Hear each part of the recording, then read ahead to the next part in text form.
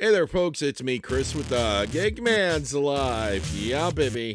It's a Gig Man's Life indeed. And of course, on this channel, we're all about that gig economy.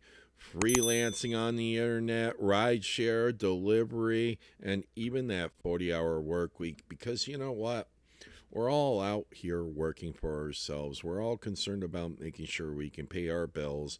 And really concerned about those people that affect us and being able to do such, because those bad actors are all out there and we'll call them out even if they are the platform themselves.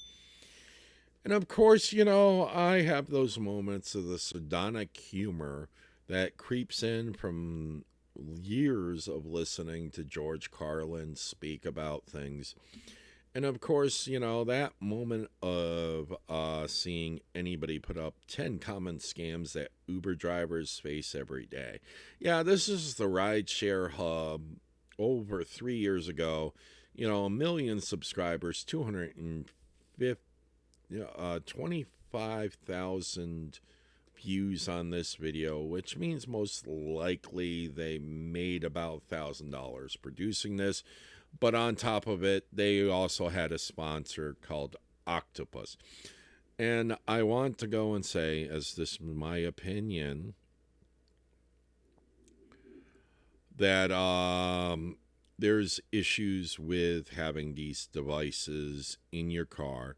It is another tracking device that plays games that you don't know whether or not that it is just doing a lot of tracking and who it's selling the data to.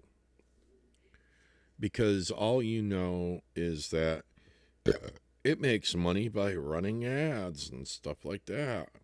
But it plays games. You don't know if it's going to go, what's your name? Hey, let's take a picture and, you're going to be a part of the game. So now it's got your first name, your picture, and it's now tracking because of the cellular data where you're going, where you've been.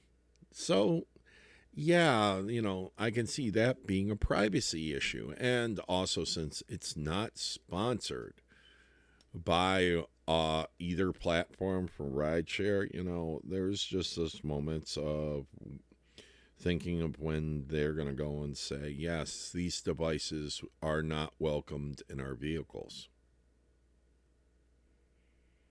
Unless they're our devices. So this is just something that we should all be worrying about with these devices, and the unknowings of it. And yes, as an IT professional, that's why I would not suggest having this device in your vehicle. But going by and actually reviewing his 10 scams, that's actually 4. 2 of his scams are not scams. Too many riders, when you show up to a location and saying, they were planning, they think they can get in. This is what they think. But it's not a scam. It's not costing you money unless you cancel the trip out way too quickly and you're not going to get any cash.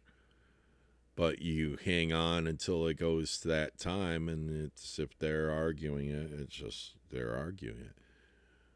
But this is where, it's not a scam. They ordered too small. They could only get that. I'm not wasting my life feeling like I got scammed because I'm telling I can only carry 4 people, and that's how many people got into my car. Although his statement of locking the doors is a good suggestion. We do that already. And the other thing that I will say is not a scam is recruiters jumping in on a ride that they scheduled, doing small little rides. so that they can go and pitch what they're recruiting you for, because it's not going to be the lift. It's going to be these union activists that are going to go and jump in and say, well, we need people to join the union because, collective bargaining makes sure that you don't get run over every time. They'll always say that. So, yeah, those aren't scams. They're paying trips.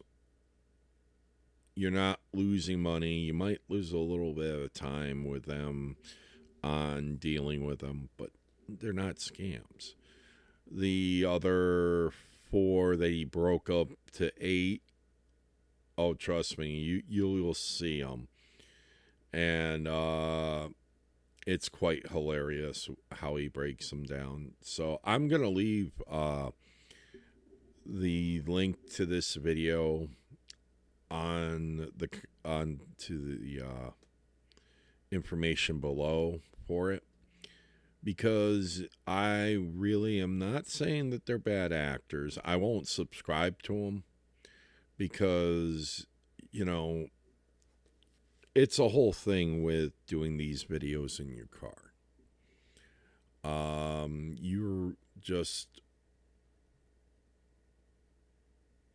I do this in my place. I can sit down. I can relax. Making it feel like you got that authenticity. I am a real driver. I can show you me driving. I can show the videos of it. Do I need to? Not every day, but every so often I do. Especially when I go and see some of the shitty driving that other people do.